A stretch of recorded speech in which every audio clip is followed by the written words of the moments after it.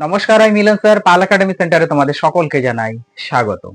আজকে তোমাদের সাথে আমি আলোচনা করব আরআরবি এনটিপিসি 2025-এর 7 আগস্টের থার্ড শিফটের যে কোশ্চেনগুলি ছিল সেই কোশ্চেনগুলি আজকের এই ক্লাসটিতে রিভিউ করব। ওকে, তাহলে চলো সময় নষ্ট করব না, আমরা সরাসরি চলে আসি কোশ্চেনগুলিতে এবং কোশ্চেনগুলিতে এক ঝলক একটু তোমরা চোখ রাখো। দেখো প্রথম কোশ্চেন কি বলেছে। বলেছে উলগুলান উলগুলান বিদ্রোহ অন্য কোন নামে পরিচিত? কি বলেছে? উলগুলান বিদ্রোহ অন্য কি নামে পরিচিত? সঠিক অ্যান্সার তোমাদের বিরসা মুন্ডা বিদ্রোহ। ক্লিয়ার? বিরসা মুন্ডা বিদ্রোহ নামে পরিচিত উলগুলান বিদ্রোহ। ওকে, তারপরে কোশ্চেন দেখো, বলেছে কোন দেশের সাথে আর্টিলারি চুক্তি হয়েছিল? কোন দেশের সাথে আর্টিলারি চুক্তি হয়েছিল? সঠিক অ্যান্সার মার্কিন যুক্তরাষ্ট্র। মার্কিন যুক্তরাষ্ট্রের সাথে আর্টিলারি চুক্তি হয়েছিল। ক্লিয়ার? তারপরে কোশ্চেন দেখো কি বলেছে, ভারতের কোন রাজ্য কবচ নিরাপত্তা অ্যাপ চালু করেছে? ভারতের কোন রাজ্য কবচ নিরাপত্তা অ্যাপ চালু করেছে? সঠিক অ্যান্সার হচ্ছে মহারাষ্ট্র। ওকে, মহারাষ্ট্র কি করেছে? এই কবচ নিরাপত্তা অ্যাপ চালু করেছে। তারপরে কোশ্চেন দেখো কি বলেছে, দেওয়ানি আদালত এবং অধস্তন আদালত কার এখতিয়ারে আসে? কোশ্চেনটি আরেকবার রিপিট করছি, দেখো কি বলেছে। বলেছে দেওয়ানি আদালত, ওকে, এবং অধস্তন আদালত কার এখতিয়ারে আসে? সঠিক অ্যান্সার হাইকোর্ট। হাইকোর্টের এখতিয়ারে এই দেওয়ানি আদালত এবং অধস্তন আসে। ক্লিয়ার? তারপরে কোশ্চেন দেখো কি বলেছে, বিলগ্নীকরণের বিলগ্নীকরণের অর্থ কি? বিলগ্নীকরণের অর্থ কি? এর অর্থ হচ্ছে সরকার একটি সরকারি খাতের কোম্পানিতে, কি বলেছে, সরকার একটি সরকারি খাতের কোম্পানিতে তার অংশীদারিত্ব সম্পূর্ণ অথবা আংশিকভাবে বিক্রি করা। বোঝা গেল? তাহলে কি বিলগ্নীকরণের অর্থ হচ্ছে সরকার একটি সরকারি খাতের কোম্পানিতে তার অংশীদারিত্ব সম্পূর্ণ বা আংশিকভাবে বিক্রি করা। আর একটু জেনে নাও, এর উদ্দেশ্য ছিল হচ্ছে রাজস্ব তৈরি করা। কার? বিলগ্নীকরণের মেন যে উদ্দেশ্য, এর উদ্দেশ্যটা হচ্ছে রাজস্ব তৈরি করা। আশা করি ক্লিয়ার কোশ্চেনটি, তাই না? তারপরে কোশ্চেন দেখো কি বলেছে, নারায়ণ গুরু একজন সমাজ সংস্কারক ছিলেন। নারায়ণ গুরু একজন সমাজ সংস্কারক ছিলেন। ওকে, তিনি কোন রাজ্যের বাসিন্দা ছিলেন? তিনি কোন রাজ্যের বাসিন্দা ছিলেন? দেখো কোশ্চেনটা সুন্দরভাবে করেছে যে নারায়ণ গুরু একজন সমাজ সংস্কারক ছিলেন। নারায়ণ গুরু ছিল হচ্ছে সমাজ সংস্কারক। ওকে, এখন কোশ্চেন করেছে যে তিনি কোন রাজ্যের বাসিন্দা, তিনি কোন রাজ্যে থাকতেন বা বসবাস করতেন। এবার একটু অ্যান্সারটা দেখে নাও। 1856 থেকে 1928, 1856 টু 1928, 1856 থেকে 1928 সালের মধ্যে কি করেছিলেন তিনি? কেরালার, মানে মেন অ্যান্সার হচ্ছে কেরালা রাজ্যের তিনি বাসিন্দা। তবে আরেকটু জেনে রাখো, কেরালার মহান সমাজ সংস্কারক কে? নারায়ণ গুরু। কত থেকে? 1856 থেকে 1928 সালের মধ্যে এই কেরালার মহান সমাজ সংস্কারক ছিলেন।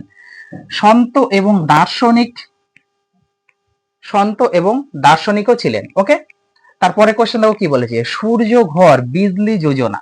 খুবই ইম্পর্টেন্ট এই কোশ্চেনটি, একটু গুরুত্ব দাও। কি বলেছে? সূর্য ঘর বিজলি যোজনা এর অধীনে কোন রাজ্য সর্বাধিক স্থাপন করা হয়েছে? সূর্য ঘর বিজলি যোজনা এর অধীনে কোন রাজ্যে সর্বাধিক স্থাপন করা হয়েছে? খুবই ইম্পর্টেন্ট কোশ্চেনটি। সঠিক অ্যান্সার হচ্ছে গুজরাট রাজ্যে। গুজরাট রাজ্যে সর্বাধিক, সবচেয়ে বেশি স্থাপন করা হয়েছে। তারপরে কোশ্চেন দেখো কি বলেছে, ভারতের নতুন অর্থ সচিব হিসাবে কাকে নিযুক্ত করা হয়েছে? ভারতের নতুন অর্থ সচিব, ওকে, ভারতের নতুন অর্থ সচিব হিসাবে কাকে নিযুক্ত করা হয়েছে? সঠিক অ্যান্সার ডক্টর অজয় শেঠকে। ডক্টর অজয় শেঠ, ডক্টর অজয় শেঠকে ভারতের কি করা হয়েছে? নতুন অর্থ সচিব হিসাবে নিযুক্ত করা হয়েছে। ওকে, তারপরে কোশ্চেন দেখো কি বলেছে। পরে কোশ্চেন একটু আমরা চোখ রাখি। পরে কোশ্চেনে বলেছে যে সমুদ্রের গভীরতা মাপা হয় কোন যন্ত্রের সাহায্যে? সমুদ্রের গভীরতা মাপা হয় কোন যন্ত্রের সাহায্যে? সঠিক অ্যান্সার তোমাদের ফ্যাদোমিটার।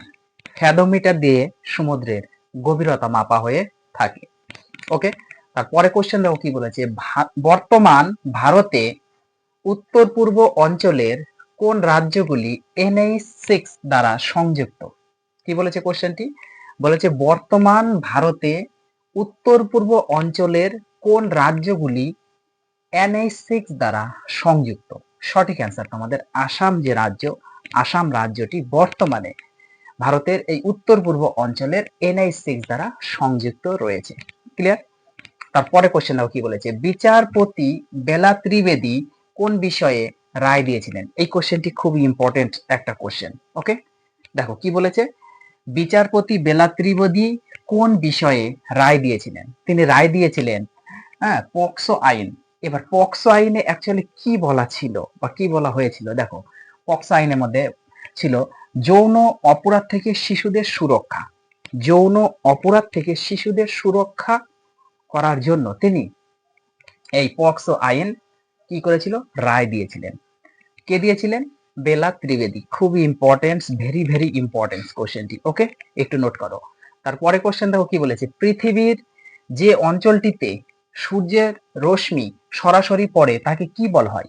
পৃথিবীর যে অঞ্চলটিতে, কি বলেছে, পৃথিবীর যে অঞ্চলটিতে সূর্যের আলো বা সূর্যের রশ্মি সরাসরি পড়ে তাকে কি বলা হয়? সঠিক অ্যান্সার গ্রীষ্ম মণ্ডলীয় অঞ্চল বলা হয়ে থাকে। তাকে কি বলা হয়ে থাকে? গ্রীষ্ম মণ্ডলীয় অঞ্চল বলা হয়ে থাকে। ওকে, তারপরে কোশ্চেন দেখো, কম্পিউটারে কোনো ফাইল বা ফোল্ডার, কম্পিউটারে কোনো ফাইল বা ফোল্ডার স্থায়ীভাবে মুছে ফেলার শর্টকাট কি? কি কম্পিউটারে কোনো ফাইল বা ফোল্ডার স্থায়ীভাবে মুছে ফেলবে, এর জন্য কি করতে হবে? তোমাকে শিফট প্লাস ডিলিট যদি মারা যায় তাহলে কি হবে? স্থায়ীভাবে সেই ফাইলটি পুরো ডিলিট হয়ে যাবে।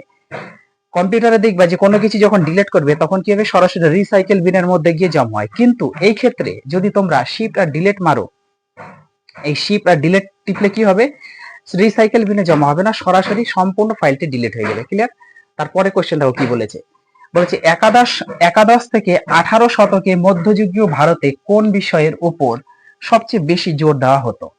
আরেকবার রিপিট করছি, একাদশ থেকে 18 শতকে মধ্যযুগীয় ভারতে কোন বিষয়ের উপর সবচেয়ে বেশি জোর দেওয়া হতো? সঠিক অ্যান্সার তোমাদের এই প্রশ্নের সঠিক অ্যান্সার বা যে অপশনটি ছিল সেটি হচ্ছে ভক্তি ও সুফি আন্দোলনের উপর। ভক্তি আন্দোলন ও সুফি আন্দোলনের উপর জোর দেওয়া হতো। আরেকবার রিপিট করি কোশ্চেনটি, কি বলেছে? একাদশ থেকে 18 শতকে মধ্যযুগীয় ভারতে কোন বিষয়ের উপর সবচেয়ে বেশি জোর দেওয়া হতো? সঠিক অ্যান্সার ভক্তি ও সুফি আন্দোলনের উপর। ক্লিয়ার? তারপরে কোশ্চেন দেখো কি বলেছে, ভারতের তরাই এবং ভাবর সমভূমি কোথায় পাওয়া যায়? ভারতের তরাই এবং ভাবর সমভূমি কোথায় দেখতে পাওয়া যায়, কোথায় পাওয়া যায়? সঠিক অ্যান্সার হচ্ছে হিমালয়ের নিচে। ওকে, হিমালয়ের নিচে পাওয়া যায়।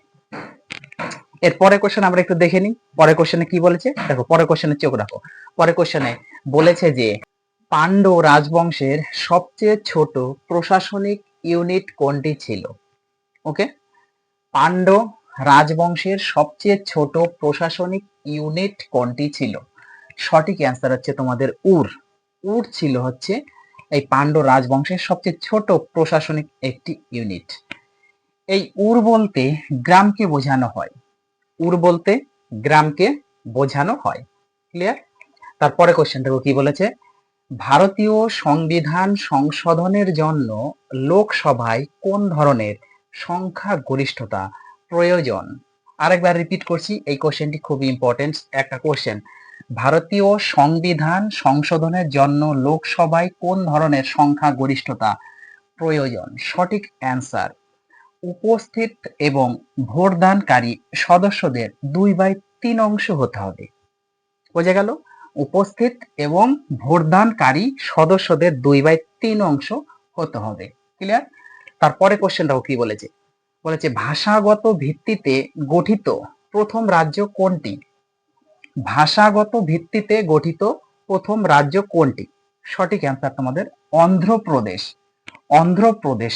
ওকে, তারপরে কোশ্চেন দেখো কি বলেছে, হাইড্রোজেন পর্যায় সারণীর কোন গ্রুপের একটি মৌল? হাইড্রোজেন, হাইড্রোজেনকে দুষ্ট মৌল বলা হয়ে থাকে। ওকে, এই কোশ্চেনটি একটু মনে রাখবে, অনেক সময় তোমাদের এক্সামে আসে। যাই হোক, হাইড্রোজেন পর্যায় সারণীর কোন গ্রুপের একটি মৌল? সঠিক অ্যান্সার তোমাদের প্রথম গ্রুপ। প্রথম গ্রুপের একটি মৌল হচ্ছে হাইড্রোজেন। ওকে, সেটি কোথায় আছে? পর্যায় সারণীতে অবস্থান করেছে। তবে এই হাইড্রোজেন একটি ক্ষারীয় ধাতু গ্রুপও বলা হয়ে থাকে। হাইড্রোজেন হচ্ছে একটা ক্ষারীয় ধাতুর গ্রুপ হিসাবে পরিচিত। ক্লিয়ার?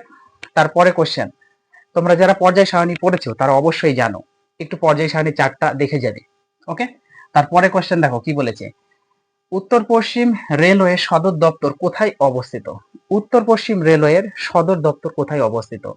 উত্তর পশ্চিম রেলওয়ের সদর দপ্তর অবস্থিত রাজস্থানের জয়পুর। রাজস্থানের জয়পুরে কি এই উত্তর পশ্চিম রেলওয়ের সদর দপ্তর অবস্থিত। ওকে, তারপরে কোশ্চেন দেখো, ভোডাফোন কোম্পানি কখন ভারতে আসে? দেখো কেমন ধরনের কোশ্চেন দিয়ে দিয়েছে। ভোডাফোন কোম্পানি কখন ভারতে আসে? ভোডাফোন কোম্পানি ভারতে এসেছিল 2007 সালে। 2007 সালে ভোডাফোন কোম্পানি ভারতে আসে। ওকে, তারপরে কোশ্চেন দেখো কি বলেছে, মানে আজকে লাস্ট কোশ্চেন যেটা, ভারতের তথ্য অধিকার, ভারতের তথ্য অধিকার যেটাকে বলা হয় আরটিআই, আরটিআই। ওকে, ভারতের তথ্য অধিকার আইন কখন কার্যকর করা হয়েছিল? ভারতের তথ্য অধিকার আইন বা আরটিআই আইন কখন কার্যকর করা হয়েছিল? সঠিক অ্যান্সার তোমাদের 12ই অক্টোবর 2005 সালে, 12ই অক্টোবর 2005 সালে করা হয়েছিল। ক্লিয়ার? তাহলে এই ছিল তোমাদের 7 আগস্টের ফার্স্ট শিফটের কোশ্চেন। ওকে, ফার্স্ট শিফট দেওয়া হয়ে গেছে, সেকেন্ড শিফটও দেওয়া হয়ে গেছে, আজকে থার্ড শিফটের ক্লাস কমপ্লিট হয়ে গেল। তোমরা এই কোশ্চেনগুলো একটু রিভাইজ করে অবশ্যই যাবে। আমি আবার দেখা করব তোমাদের সাথে পরবর্তী পার্টে। তাহলে আজকের মতো এখানেই শেষ করব।